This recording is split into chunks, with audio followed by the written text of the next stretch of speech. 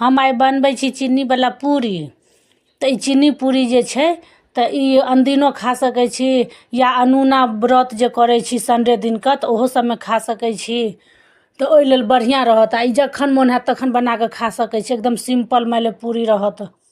तो ई आटा के हम ओइ के चाइल देलिए एमे रिफाइन ध के आब ओइ के हम मिला देलिए बढ़िया से मिला देबै।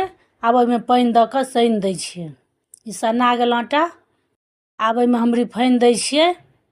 हमर रिफाइन गरम होइया। आब इमहर हम गोली ओइ के बना लै छी। अब ओइ के गोली बना लेलहुँ। आब ओइ में चीनी के भर दै छियै। एहि में चीनी द के अहिना फेर गोल बना लेबै के। आ परथन लगा के आई के आराम से बेल लेब।